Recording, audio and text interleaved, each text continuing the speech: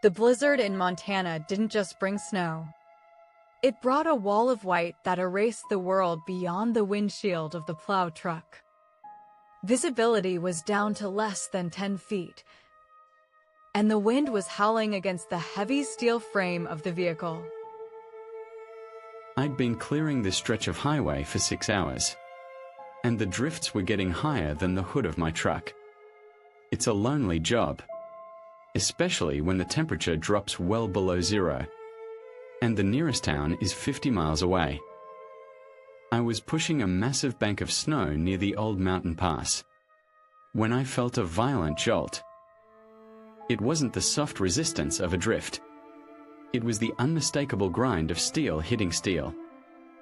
I cut the engine, grabbed my flashlight, and stepped out into the freezing gale.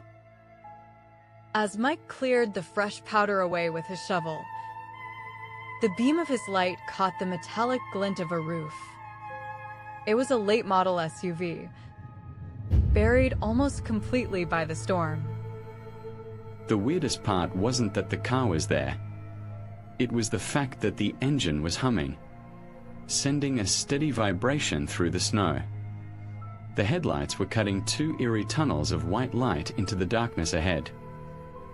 I dug down to the rear and saw the exhaust pipe was perfectly clear, as if someone had been standing there with a shovel, just minutes ago, to make sure the carbon monoxide didn't back up into the cabin.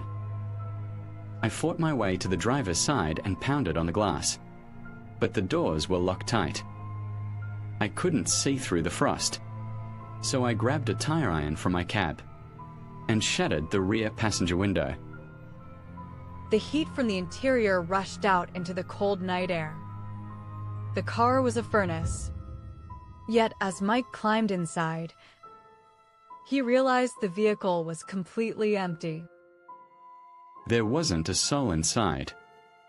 On the driver's seat sat a heavy, expensive down parka, the kind you don't leave behind when it's negative 20 degrees outside.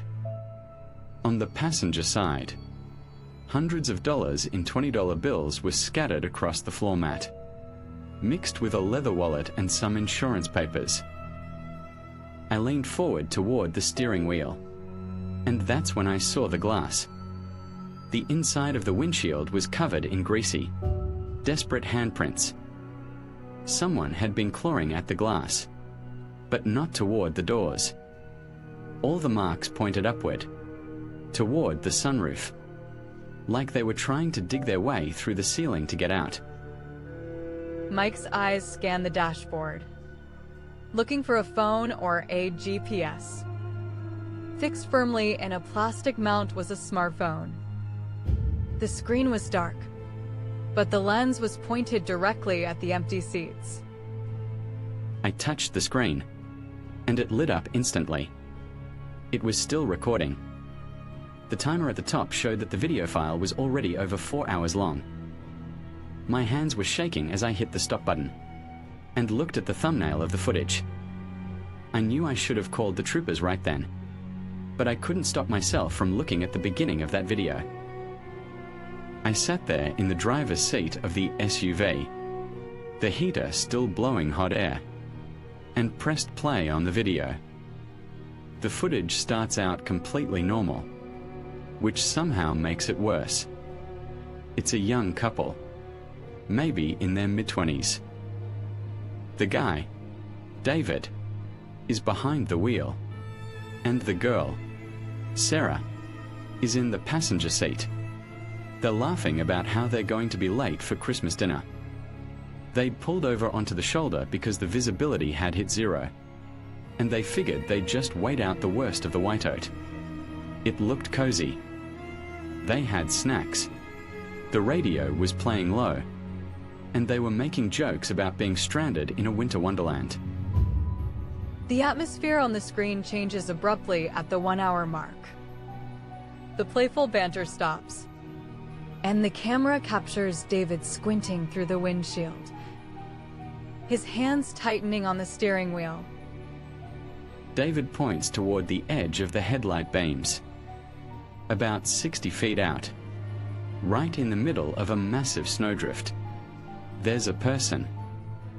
This figure is just standing there, perfectly still. Sarah starts panicking because the person isn't wearing a coat or a hat. Just a dark, thin shirt and slacks in a storm that would kill a man in minutes. They honk the horn, but the figure doesn't flinch. It just stares. Then, it starts to move, but not toward them. It begins a slow, rhythmic walk in a wide circle around the car, staying just at the edge of the light. On the recording, the sound of the door locks clicking into place is sharp. David tries to shift the car into gear, his breathing becoming heavy and ragged. David guns the engine. I could hear the tires spinning, but the SUV didn't move an inch. He tries reverse, then drive again, but there's this sickening metal grinding. It's clear someone had crawled under there while they were distracted, and jammed heavy steel rebar or spikes into the wheel wells. They are trapped. The couple begins to scream as the windows are obscured. A thick, black material is being stretched over the glass from the outside. It's systematic and fast, like the car is being wrapped in a shroud. Within seconds, the interior of the car on the video is pitch black, illuminated only by the tiny blue light from a dashboard. Sarah is sobbing, asking David why the person is doing this. That's when the scratching starts. It isn't a loud banging or a thud. It's the sound of a metal blade or a screwdriver slowly dragging across the door panels, circling the entire frame of the car. Then, the whole SUV begins to tilt. You can see the camera shake as something outside starts rocking the vehicle back and forth, slowly increasing the momentum, until the tires are lifting off the ground on one side.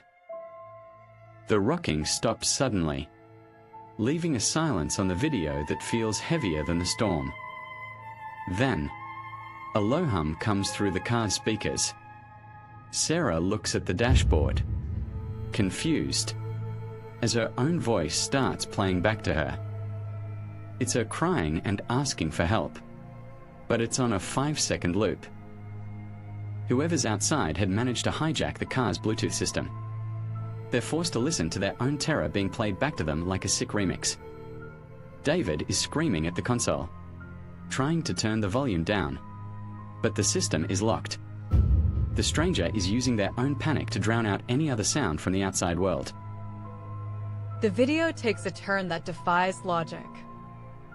The heavy thuds of footsteps can be heard hitting the roof of the SUV, and the metal begins to groan under immense pressure. I watched as the interior headliner starts to bulge downward. It wasn't just a person standing up there.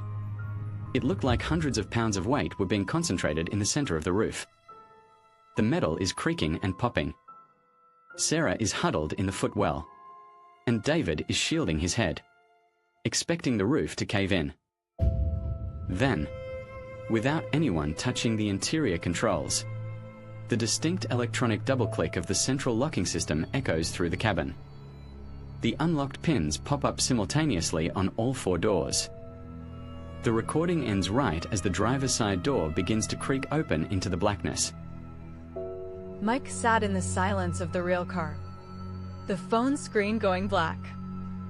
He fumbled for his radio and called the state troopers, his voice cracking as he described the empty, running vehicle. When the troopers arrived and hauled the SUV out of the drift, they found something the snow had been hiding. Directly beneath where the car had been idling was a heavy iron grate, an old maintenance manhole for a regional drainage system. It led straight down into a concrete collector that tunneled miles into the forest. There were fresh scuff marks on the ladder. The investigation revealed that the car hadn't been running because David left it on. It had been started remotely via an unauthorized bypass of the manufacturer's app. 2 days later, they found David and Sarah They weren't in the tunnel, and they weren't in their winter clothes. Their bodies were discovered 10 miles away in a ditch, meticulously dressed in high-visibility orange roadworker jumpsuits, similar to the one I was wearing. The local sheriff pulled me aside a week later and told me they'd looked into the cold cases for that stretch of Highway 16. Over the last decade, 5 plow drivers had vanished during blizzards. Their trucks were always found idling, empty, with no tracks in the snow. Mike went back to the footage one last time before the police took the phone as evidence. He scrolled to the very last second of the file, past the point where the door opened. The very last frame isn't of the car at all. The camera had been moved. It shows the interior of a snowplow cab, looking out through the windshield at a lone car buried in a drift. In the reflection of the glass, you can see the person holding the phone. They're wearing my company's uniform, and they're smiling directly into the lens. Thanks for listening to the end. It's a pretty chilling thought that the person who's supposed to save you in a storm might be the one you should fear the most. What would you have done if you found that phone in a buried car? Let me know in the comments. If you enjoyed this original story, hit the like button and subscribe for more true horror. Don't forget to turn on notifications so you never miss a new drop. Check out the other videos on the channel for more mysteries. Stay safe out there, especially on those lonely winter roads. Goodbye for now.